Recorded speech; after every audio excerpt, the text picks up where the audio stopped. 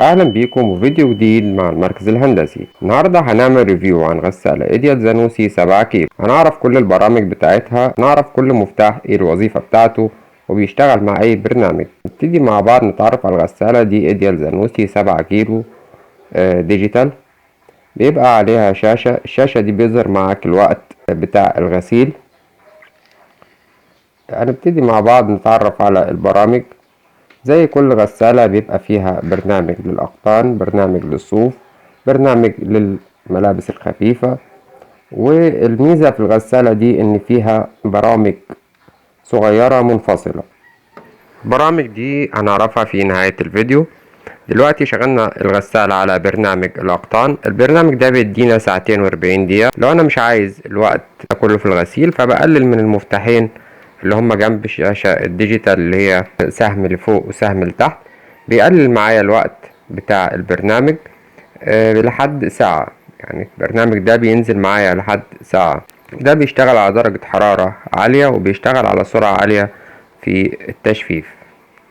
المفتاح اللي تحت المفتاحين دول على طول بيبقى هو مفتاح التشغيل او بداية البرنامج. بعد ما اظبط كل حاجة بدوس ستارت بتشتغل معايا الغسالة. المفتاح اللي جنبه ده مفتاح تأخير الوقت. تأخير الوقت يعني ايه؟ يعني لو انا مش عايز الغسالة تشتغل في الوقت ده، فانا بحط الهدوم بتاعتي عادي في الغسالة وبظبط البرنامج ده انه يشغل لي الغسالة بعد الوقت اللي انا هظبطه عليه. يعني بعد 4 ساعات، بعد 5 ساعات، بعد نص ساعة، بعد ساعة. الوقت اللي انا هظبط فيه عمل الغسالة هيأخر لي شغل الغسالة، ومش هتبتدي تسحب مية ولا تشتغل ولا تعمل اي حاجة غير بعد الوقت اللي انا هظبط عليه.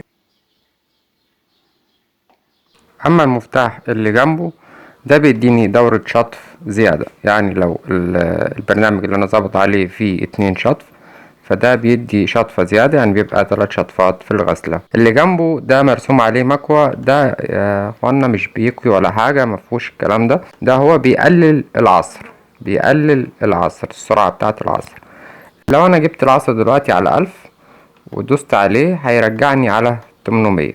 يعني بالنسبة للمفتاح ده فهو بيقلل العصر، مش بيكوي الهدوم زي ما الناس فاكرة ان هي فيها مجفف او بتكوي الهدوم. بالنسبة بقى للمفتاح اللي جنبه فده بتاع انك تلغي العصر او تقلل السرعة بتاعة العصر. وكده بيخلي ان في مية ومش بيصرف المية. المفتاح اللي جنبه بيبقى درجات الحرارة نتحكم فيها عن طريق برضو المفتاح بتاع تيم. بنيجي لأول برنامج معانا اللي هو القطن. برنامج الأقطان ده بيتقسم ل3 4 مراحل، اللي هي النقط اللي انتوا شايفينها دي. فكل مرحلة بيزيد فيها الساعة والوقت بتاع الغسيل. اللي بيبقى مكتوب عليه ايكو ده بيبقى موفر في الطاقة، يعني بيقلل عمل السخان الوقت بتاعه، وبيقلل سرعة الموتور، وبيقلل وقت الغسيل. فده بيبقى برنامج اقتصادي بيبقى مكتوب عليه ايكو. هنيجي البرنامج اللي بعده اللي هو بتاع الألياف الصناعية. برضو نفس برنامج القطن، بس بيختلف في الوقت بتاعه. يعني ده ساعة و50 دقيقة اللي هو برضو النورمال بتاعه. التاني كان ساعتين و40 دقيقة. برضو نفس الموضوع ان بيبقى فيه كذا مرحلة في برنامج الألياف الصناعية حسب الوقت.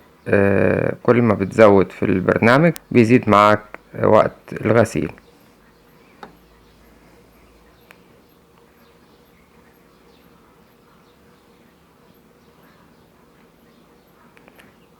بننزل بعد كده على باقي البرامج،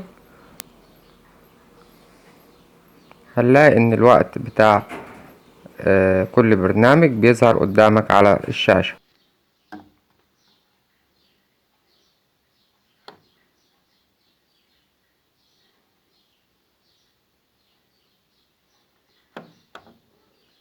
تيجي بعد كده للبرنامج اللي بعد الألياف الصناعية. ده بتاع الستاير والحاجات اللي هي مفروشات وحاجات زي كده، بنغسله على البرنامج ده.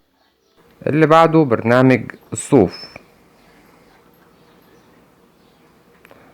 طبعا برنامج الأصواف بيبقى لوحده لأنه بيحتاج درجة حرارة معينة، ما ينفعش تزود فيه درجة الحرارة.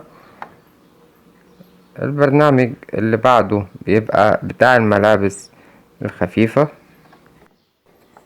البرنامج اللي بعده بتاع الملابس الداخلية برضو لمدة ساعة. ده برنامج سريع مرسوم عليه فراشة، ده لمدة نص ساعة. ده لو حاجة خفيفة عايز تغسلها بتبقى على برنامج الفراشة. البرنامج اللي بعده طبعا بتاع الجينز، بيبقى ساعتين 26 دقيقة.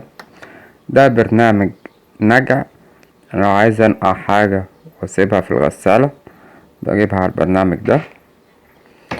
البرنامج اللي بعده وهي البرامج دي المنفصلة، ده برنامج شطف بس لو أنا عايز أشطف بس، وده لو عايز أصرف. وده عصر قوي، ده بيبقى لمدة 1000 سرعة وبيبقى 13 دقيقة. واللي فوقيه على طول بيبقى عصر خفيف، وده بيبقى على أقل سرعة في العصر وبيبقى على 6 دقايق. طيب احنا هنشغل الغسالة بعد ما عرفنا البرامج بتاعتها ازاي. أول حاجة انت هتختار البرنامج. لما تختار البرنامج دايما اختار على النورمال أو على الإيكو حسب الملابس، إذا كانت متسخة جامد أو ملابس مش محتاجة غسيل كتير. بنظبط العصر، أهم حاجة بننزله على 400، لأن العصر هو اللي بيبوظ رمان البلي معانا، والسخان بيبوظ برضو معانا الغسالة. فبننزل درجة الحرارة 40-50، وبنخلي العصر على 400 أو 600 حسب الغسالة اللي عندك. البرنامج التاني اللي هنشتغل عليه وهو برنامج الفراشة، ده نص ساعة. ده لو في حاجة عندك مش مستاهلة ان انت يعني غسيل كتير تشتغل على برنامج الفراشة. بالنسبة للصوف بتجيب برضو برنامج الأصواف، وبتنزل برضو العصر على 400، وبتنزل درجة الحرارة هي بتبقى نازلة أصلا في الصوف.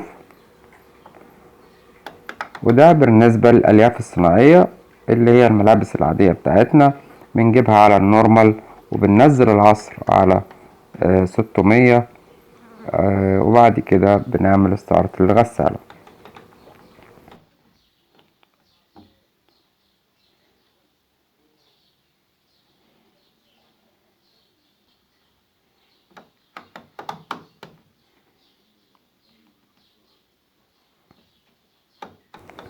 طيب برضو انا عايز احافظ على الغسالة، عايزها ما تبوش معايا بسرعة، اعمل ايه؟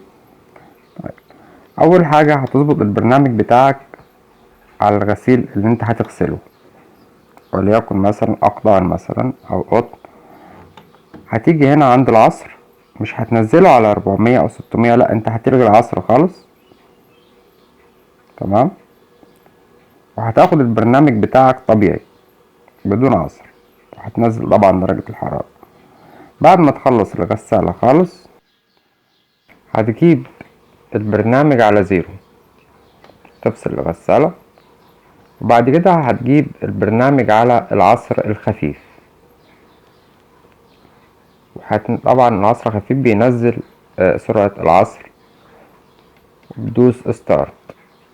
فكده الغسالة بتعصر عصرة واحدة بس خلال دورة الغسيل كلها، يبقى مفيش أي عصر بيحصل أثناء الغسيل. وبكده هتحافظ على الغسالة، هتحافظ على رمان البلي، وفي نفس الوقت بتحافظ على الهدوم من العصر.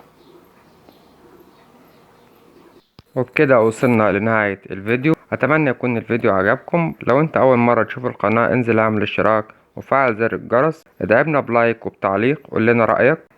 لو أي حد عنده سؤال يسيبهولي في التعليقات. وعليكم السلام ورحمة الله وبركاته.